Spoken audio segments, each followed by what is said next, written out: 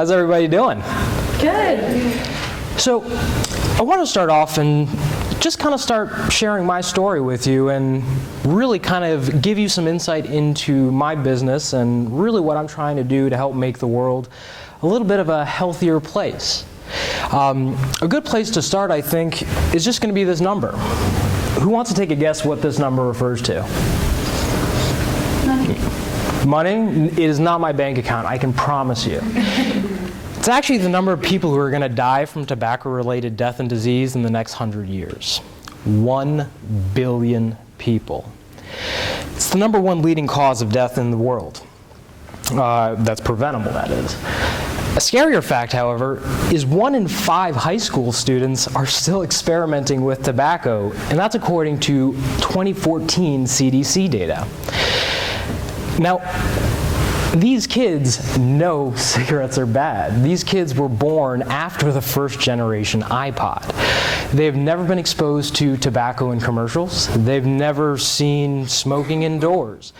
They've never even seen a pack of cigarettes without a giant warning telling them that it's going to kill them. But they still start smoking cigarettes. I don't want 1 billion people to die. I really don't, especially because for 10 years, I was a smoker. I smoked a pack a day. Started when I was 15 and I quit when I was 25. The way I quit was by accepting myself, by accepting the fact that I actually like nicotine and nicotine isn't bad for you. The reality is people smoke for the nicotine, but they die from the tar. And if we really want to be realistic about finding a solution to save these 1 billion lives, I think we kind of have to start there. We're going to have to accept that no matter what we do, and we've done a lot since the early 90s in terms of tobacco control, people are still going to like nicotine.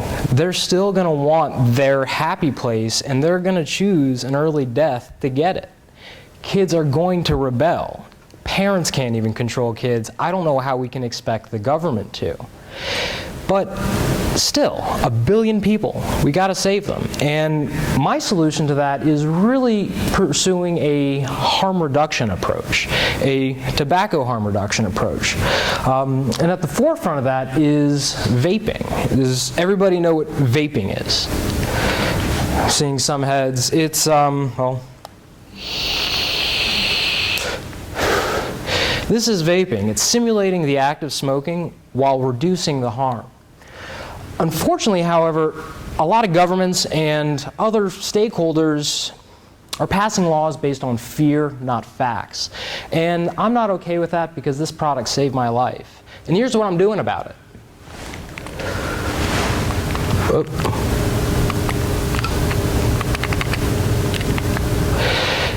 So I founded a 501c4 organization. It's called Vape Society, or Vaping Awareness Public Education Society. And what we try to do is give people the tools to really be active and participate in their democracy to fight for the product that probably saved their life as well. The first step of taking any action is being aware. Just knowing that there's legislation pending is not nearly as widespread in the community as it should be, and it's resulting in a lot of bad laws sailing through legislatures. What I've done is I created a map. Pin drops where there's a piece of legislation. You can click on the pin if it's close to you, get all the relevant information. The next step in taking effective action is actually knowing what you're talking about. And this is be educated. It's pretty much every resource that concerns vaping all in one place, as opposed to all over the internet as it is currently now. Once you have the facts, you actually have to tell someone. And we've developed a lot of tools to help people be active, from writing their legislators to giving them public speaking coaching, because believe it or not, it's not that easy, so that they can actually go to public hearings and testify. And the fourth step is be supportive, which is basically what makes all the other steps run. It would be nice if I could just treat this as a hobby, but it takes a lot of time to develop these tools. And this is my strategy for doing it. This is called the Freedom Box. It is what's called a mod. All it really is, I mean, it's right here. It's Battery. That's all it is. All electronic cigarettes or vaping devices come down to three basic components: a power source, a means to heat a liquid up and turn it into a vapor. This atomizer is just a piece of wire that takes power from the battery, gets hot, and basically boils this liquid, which is made up of generally regarded as safe ingredients.